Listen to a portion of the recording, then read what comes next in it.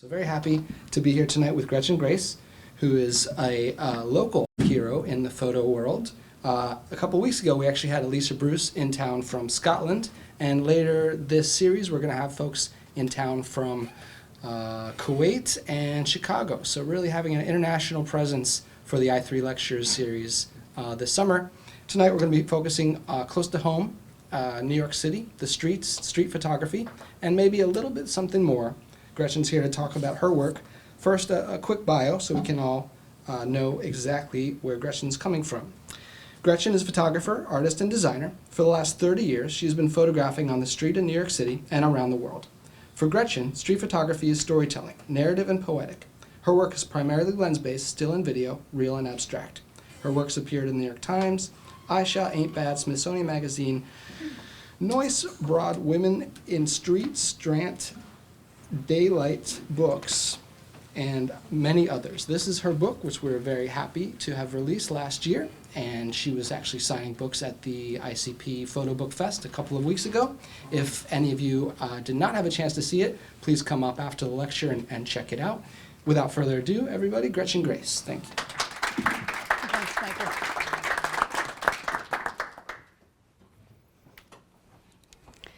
Well, thank you, everyone, for being here. Thank you, Tom and Marco and SVA and Michael Itkoff and Daylight Books for inviting me. I'm honored to be here.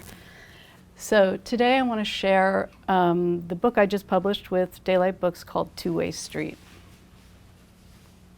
The concept behind Two-Way Street was to take two bodies of work by one photographer, in this case, someone who photographs on the streets of New York, and put them together in one book. And this is a quote from Julia Coddington, who wrote the intro to my book, just an excerpt.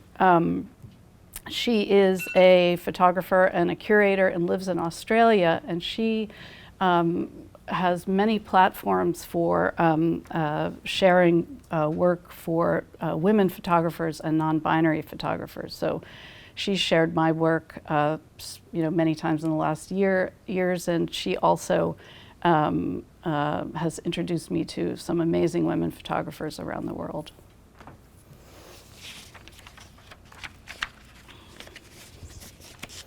So my book is divided into two sections. There's the early street work, which I'm going to show you first.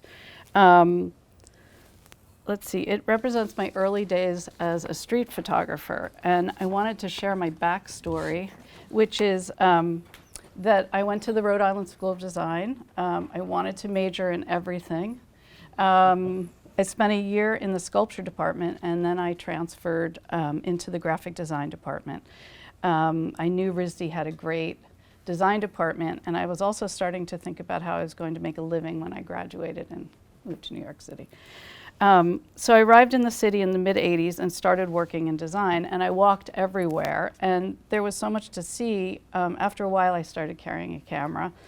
At some point in the later '80s, I was using my design work to support myself, but I was shooting on the street whenever I could and also working in the darkroom. I also took a great class with Richard Sandler at ICP. And I ended up doing a photo essay on Washington Square Park. And although none of those photos made it into this book, there's still many in that series that I love.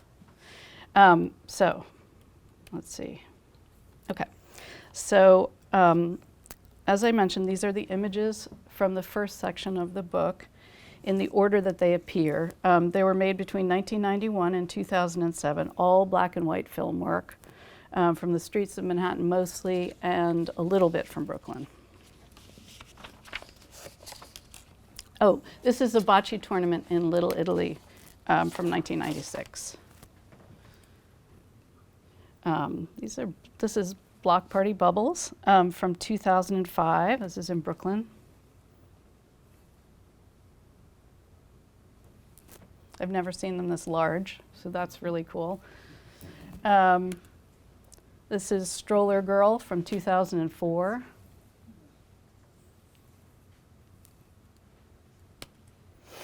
Hydrant Boys from 1995.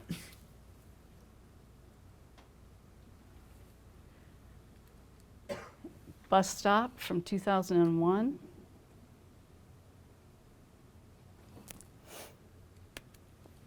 This one's called Trouble. This is from 2004. And I wanted to bring this one up especially because this was taken at the Puerto Rican Day Parade in 2004, which was infamous at the time for some bad behavior. And I love the way this photo kind of captures that. Also, the little girl counting money in the stroller is from that same parade. Both images were taken during a weekend workshop with Marielle and Mark. We spent the first day reviewing portfolios and then the second day shooting at the parade. And then after we had developed and contacted our film, we dropped it off at her studio and she edited it for us, which was really cool and very interesting. I actually use some of her editing style now when I edit. She uses Avery dots. I think that's really useful. Anyway, and I also bring this up because several of the images in this early collection are from parades. And when you're starting out shooting on the street, parades are a good place to practice. You learn quickly not to stand along the parade route if you don't have a press pass because you get stuck behind the barricades, the police barricades. And I've also found the best place to shoot is often the beginning of the parade route while everyone is milling around and waiting for the parade to start. This is Three Men in Suits, 1991.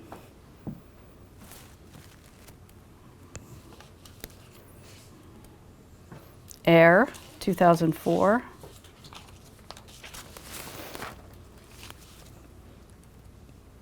Bullhorn, 2000, also the cover of the book. This was a woman outside of Radio City Music Hall trying to wrangle the crowd with this fantastic bullhorn. Two Mirrors, 2005.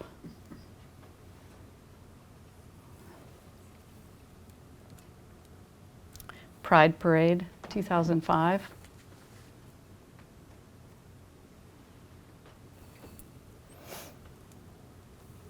Post Office Man, 1996. Happy Couple, 1991. This is the earliest image in this book, and this is from the Halloween parade, the Greenwich Village Halloween parade. And this is from the Halloween parade the next year, Miss Mouse, and sometimes I think of her as Miss Mouse clutching her purse. This is Snowstorm Man, and who doesn't love a snowstorm in the city? This is M and backwards R, 2004.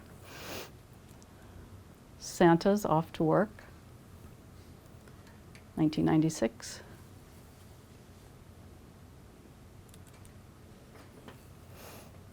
St. Patrick's Parade, Warming Up, 2006.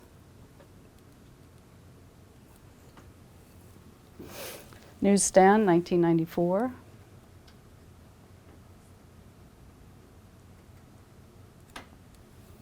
It, 1995.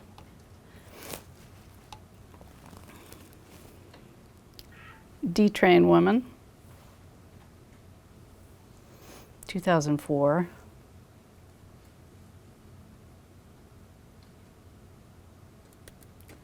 Paul's Daughter, that's 2004 Coney Island. Hand in a Kiosk, 2007, this is in Chinatown. Happy Box, 2005, also Chinatown. And Boy with Shovel, 1994. So that constitutes the first part of the book. The second part of the book are called street abstractions. And these are something that I started about 10 years ago. I was playing with the idea of abstraction on the street. I still shoot pretty much the way I did in the black and white work on a regular basis, you know, just more color and digital now. But I began to look for these compositional opportunities where I could carve an image out of the landscape and abstract it. The first few images happened almost by accident, but once I figured out what was happening and the principles behind them, I started looking for them everywhere. They can be hard to, well, let me go on, I'll show you what they look like. So I'll skip ahead. This was in March of 2019. This work appeared in the New York Times album section. And which was an amazing boost for me, and always great to have your work validated. And John Leland wrote a little article to go along with it, and this is an excerpt from it. Also interesting to see how someone else describes your work. And so it was after that article came out. Sorry, I'm not going to skip ahead. After that article came out, I decided to send the New York Times article around to see if I could get some more exposure for this work. And one of the places I sent it to was Daylight Books. At the time, they were showcasing new work on their website, and I thought maybe they might be interested in showing this work. I'd always respected their work, and I have the first magazine they ever did, which has Alex Thoth sleeping on the Mississippi on the cover. So after I sent it, Michael Itkoff called me and said maybe we should do a book, and it was his idea to put these two bodies of work together. He liked the idea of one photographer who shoots in New York City with two different bodies of work. So this is really the first image where the whole abstraction idea clicked. I saw it clearly, and I finally understood what was happening and what I was looking for. And what I was going to say before is there's a way that when I'm out looking for these, where I can sort of find something that seems like it's starting to happen, and if I can crop in just right, I can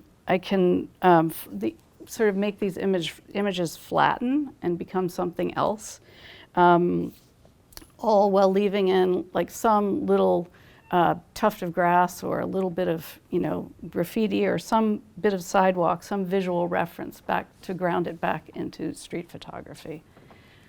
So this is the one that's on the cover, and this is really this one was the one that I just felt like, oh, I really have to push through and do more of these, because there was something about this one where it just left the actual place where it was photographed and just became this piece of this painting or this, you know, I don't know how you would describe it. It's just like an abstract photograph. But it's that great late afternoon light that's just so warm and bright. And then these wires and shadows that are so scribbly and wonderful. So that's that one. Oh, sorry, backwards. This is a highway overpass.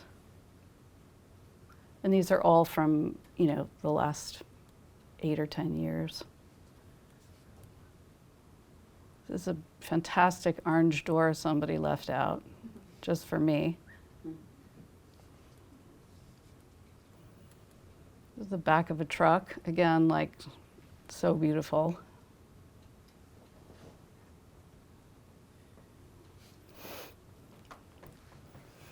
This is a poster in Midtown this is the wall here, but it was like curling off the wall, and then it was sort of blowing in the wind, and it did this crazy thing with the light in the back. I don't even understand how that happened, but I love it. It's a loading dock.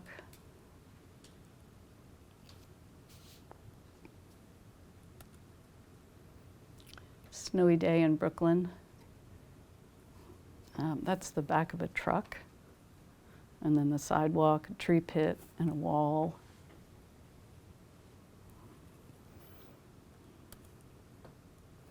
It's a deli wall in the neighborhood that keeps getting kind of, construction work on it. But this is the best when they pulled it all away and it just became like this skeleton.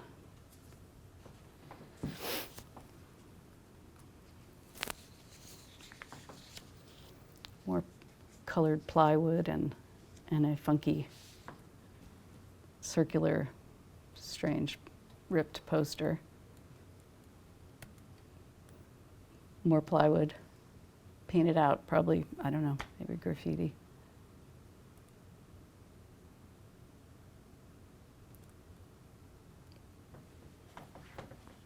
Tomato in an oily puddle.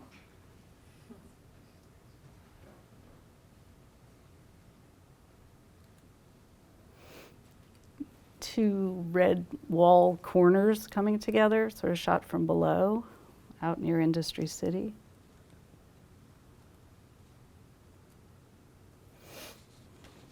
Just a lovely Pepto-Bismol pink wall somewhere in Brooklyn.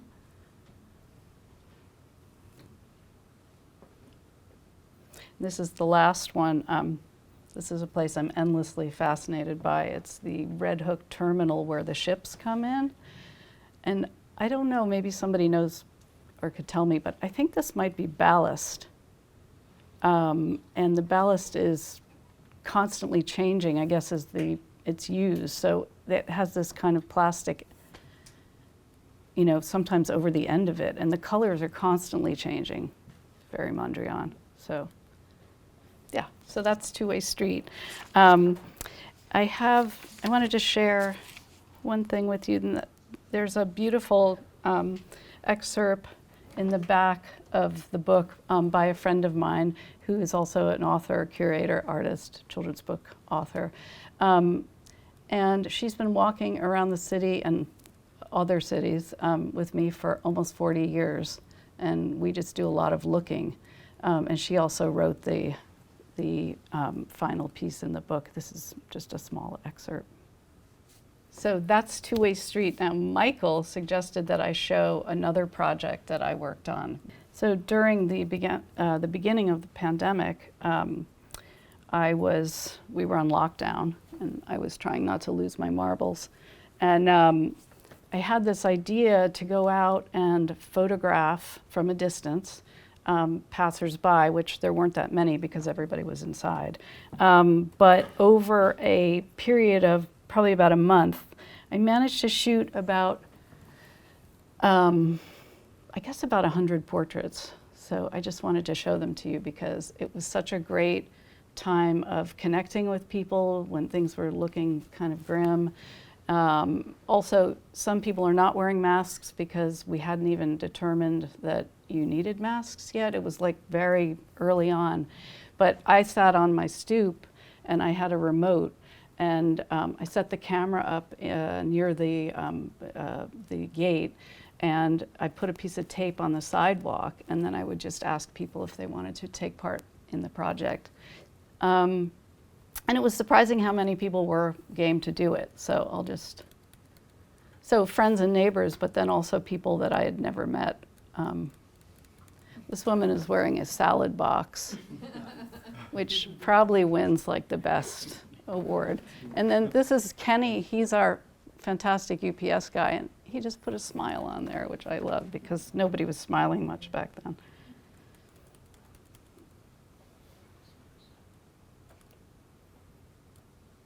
And I also love how they're not really like necessarily centered because, it was me from 6 feet away, asking them to stand in front of the camera. And often, within the frame, it's sort of like people are kind of all over the place.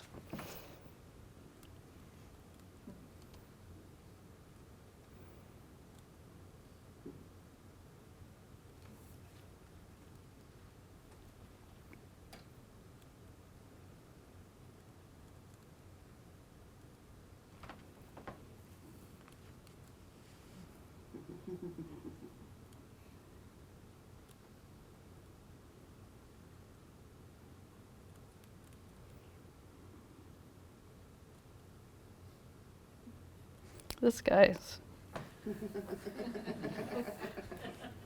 But if you got one eye that's working, I think it's okay. But I just love the intensity, and this was that time when we couldn't see people's whole faces once everyone started wearing masks, so you really were depending on the eyes.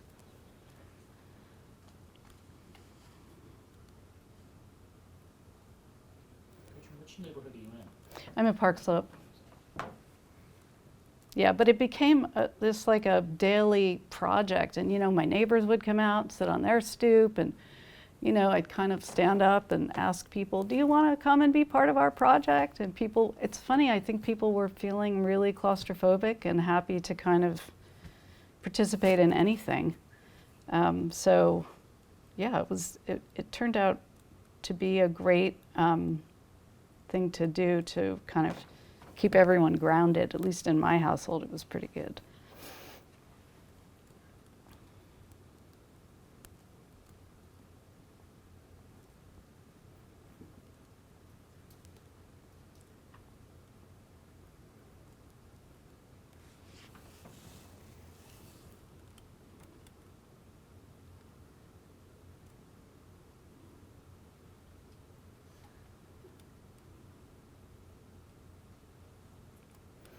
Also, I don't shoot a lot I do some studio photography, but I just kind of make things up to do my studio photography. So out on the street, I was just using available light and just shooting at certain times of the day when the light would be on people's faces. And then my neighbor who's in film came down with like one of the big, gold reflectors and said, you need this. And I said, you're right.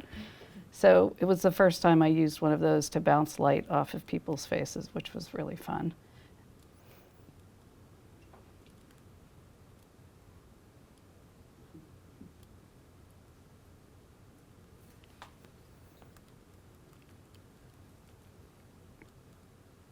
Matching.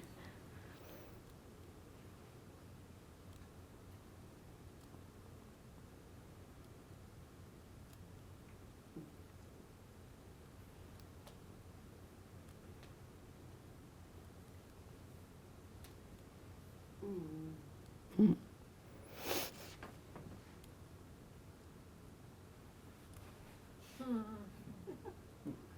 That person is here right now, right there.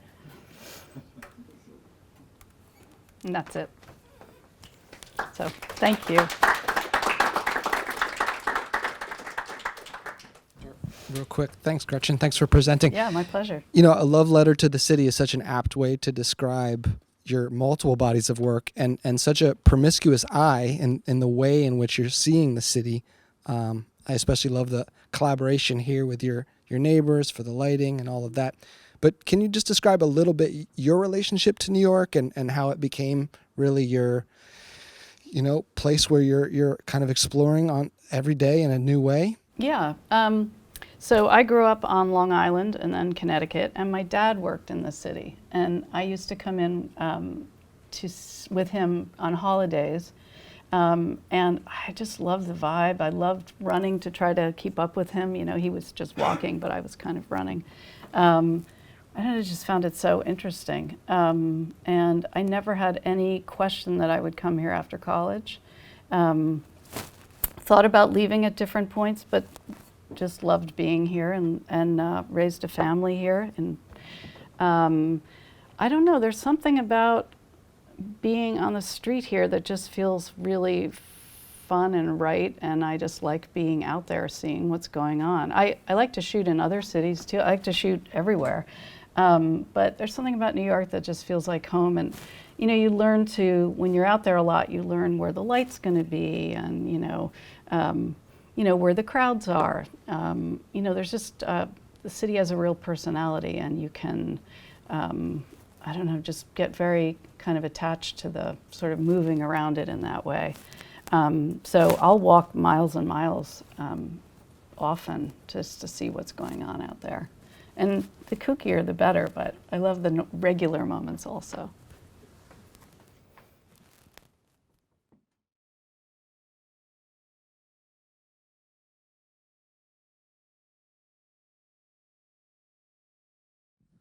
So in this pandemic series, especially, it's more outwardly personal with each of the subjects, obviously, because you're interacting with them in maybe a more direct way than you are in street photography. But of course, in both, there's an interaction with the subject on some level. So how is your mindset different from one to the other, and how are you changing the way you interact with said subject? in You each of mean when those? I'm on the shooting on the street and these portraits? The interacting was really fun. It's not something that I do that much. I mean, occasionally when I'm out on the street, I'll ask somebody if I can take their picture. But in general, I like to not ask. I like to just shoot. I find that when you ask somebody, the interaction changes so much that you get somebody that you've had a discussion with about taking a photo, as opposed to kind of them being whoever they are, just unawares. So I enjoyed this though. This was fun, but I love to be out just looking and shooting without and I'm kind of I feel like can be pretty invisible out there. So that's useful too.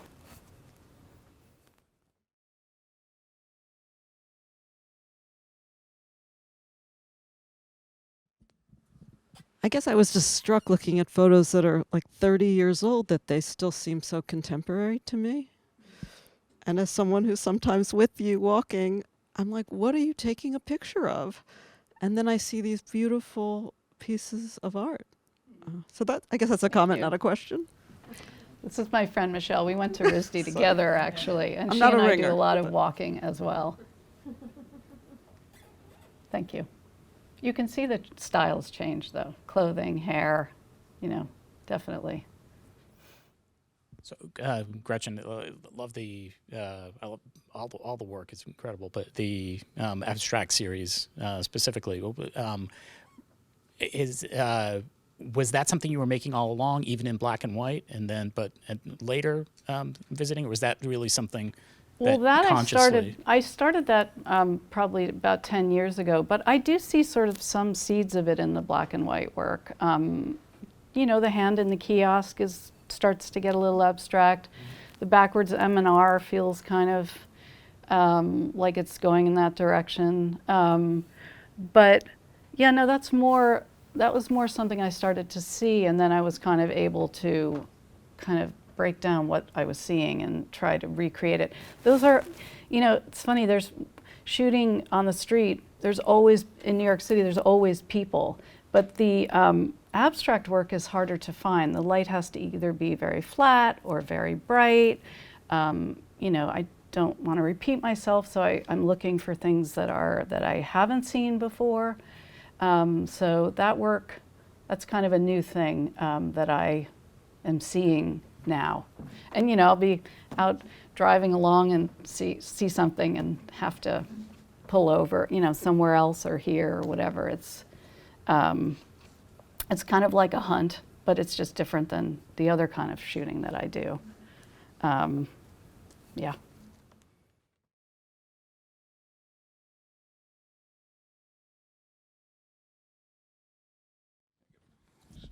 I'm just wondering if you, with the abstract photos, do you isolate and crop into a certain photo? Is there a larger photo that you're condensing to see that abstract picture? Yeah, I mean, I'm going in and like finding I'm trying to find, where all of the angles are and what, what you can line up. And sometimes you can get something that almost feels like an optical illusion based I've on. seen plenty of photos like that, but I take a larger photo and then I'll isolate it. Yeah. What you're showing is is that the whole photo, or is that? That's the whole photo. Okay. Yeah, so I see something and then I'll go and sit there and play with it until I can really just carve that thing out of it. And sometimes it doesn't work. So, yeah.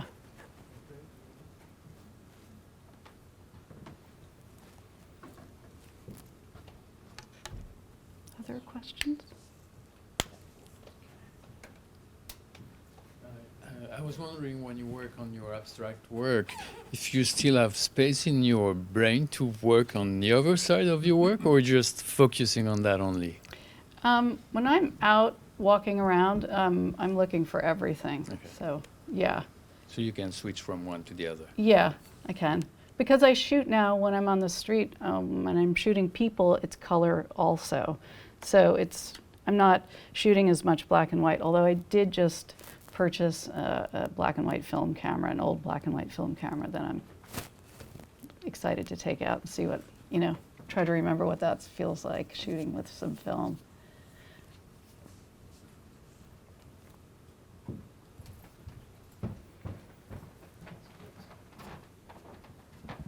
Could you speak about the Mary Ellen Mark Oh, yeah. class? Was it a class or That was a great, it was a workshop. a workshop? It was one weekend, and we were in her studio. Of course, that's amazing. And there were sort of all different levels of people in the class, although I think it was not billed that way. So that was interesting. She was very generous and very positive with everybody. So she took a look at everybody's portfolio, and then we looked at her work. And then the next day we shot. We didn't go back to the studio though, but we did drop off our film, as I mentioned afterwards. But I found, well, obviously she's not here anymore, so I treasure she wrote some post-it notes on the, on my contacts, and she was just a very light and bright person at a time when I felt like I needed, I had 2 small children. I wasn't getting out and shooting as much as I wanted to be. And she sort of made me feel like, it's going to be fine. You got this. Well, I found your black and white images very powerful. I like them more so. Your color abstracts are beautiful and powerful, but the black and white got me.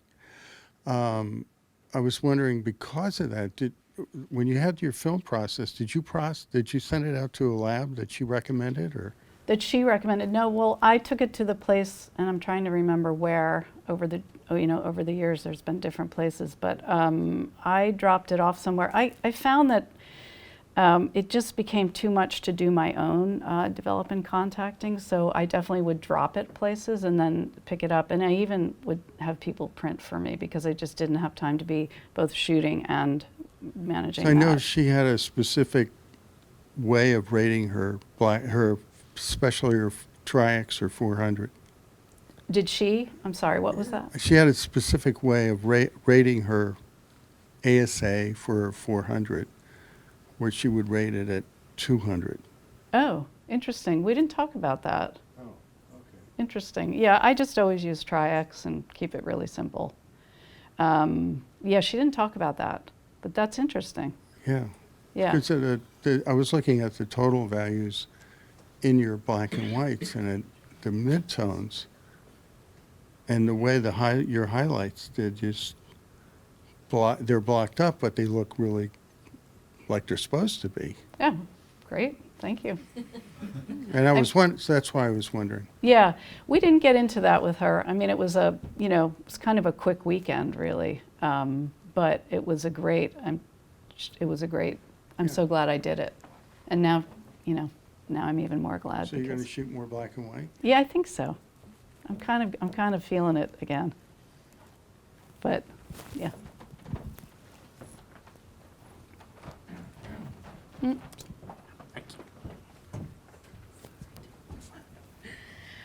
Beautiful work. Thank you, Linda. I was just wondering, what are you working on now or going to work in the near future? Well, the book was a huge project,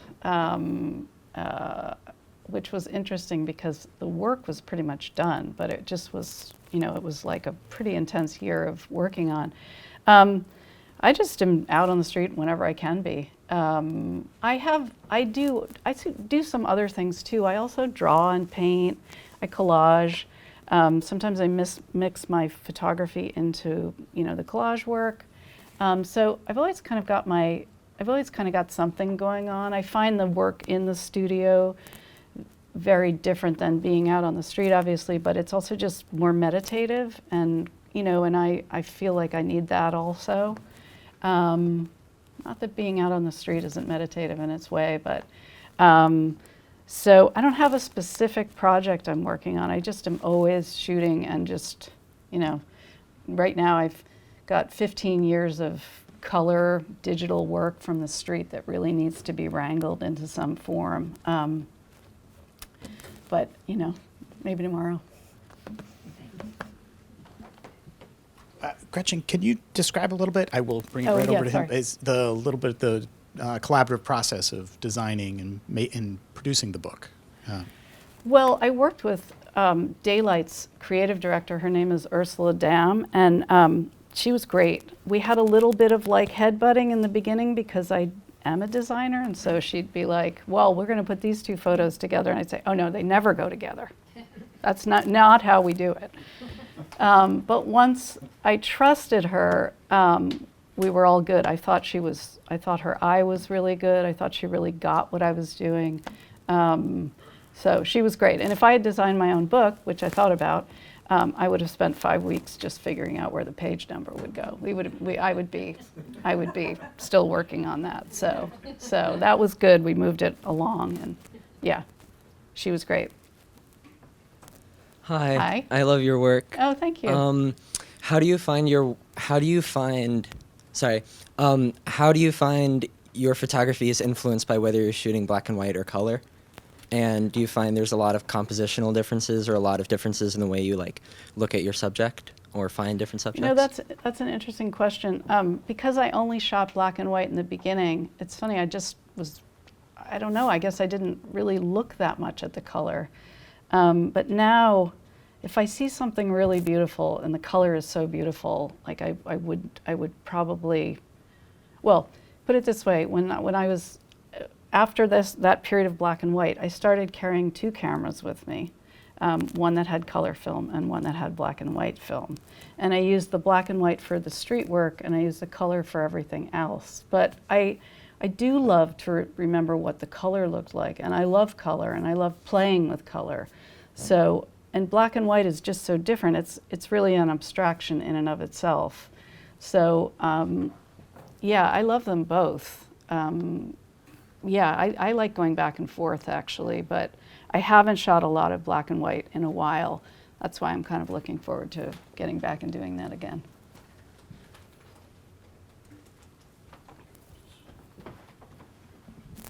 Hi, thank Hi. you for showing your work. It's Oh, great. thank you. I was just curious, you started with not digital, but prints, and then you moved to digital? So, is that what you Well, did? I started in high school, so that would have been like the 70s, and there wasn't a digital. And we were, we were rolling our own film and to canisters, and we were developing contacting everything. And, that was just a high school photography class, but, it was super basic, but yeah, so definitely film. And then I started shooting digital, I don't know, probably when everyone else did, just to try it. And also I use my phone a lot. So I find that so super convenient. But it's different than film, obviously. But I like going back and forth, I guess. I think film is so beautiful and Sure. different. Yeah. And this particular portraits, that was done in what? So these were done, I have a big Canon 5 EOS 5D, the big guy. And that was done, I had it on a tripod at the front of my, where the yard meets the street. And people would, stand in front of it, and they had a mark. And then I had a remote. I was sitting up on the stairs because I was trying to not be, I was trying to be 6 feet away. And so I couldn't see through the camera. Oh, I see. So that's why some of these are funny, because people are kind of in different places in the frame, because I wasn't, I didn't want to get close to them. I wanted to respect the 6 feet.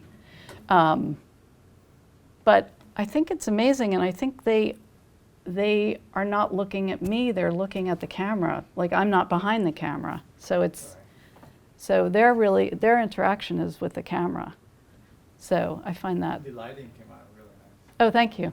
I learned as I went along, as you know.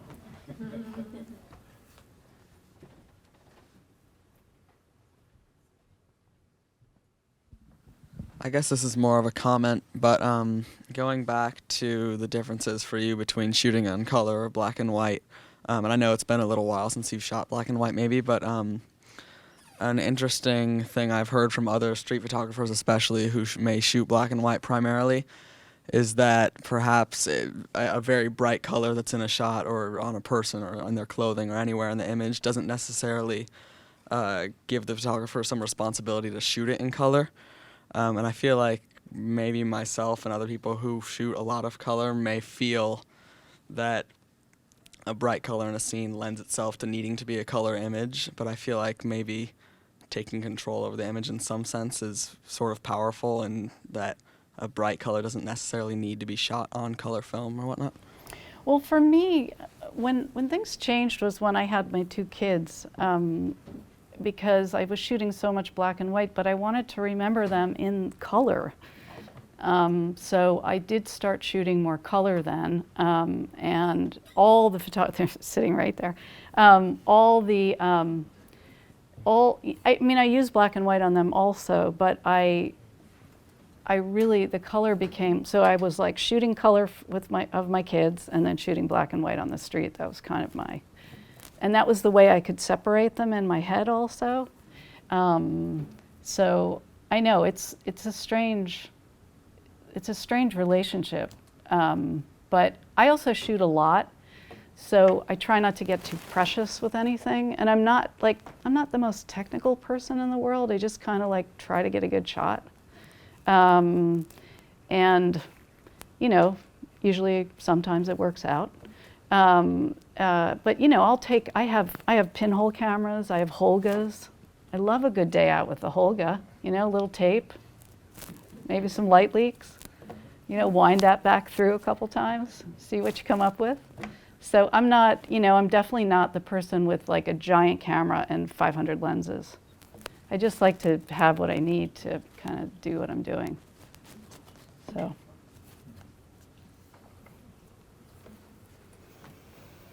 Well, thank you very much, Gretchen. Thank Appreciate you. it. Thank you, everybody, for coming.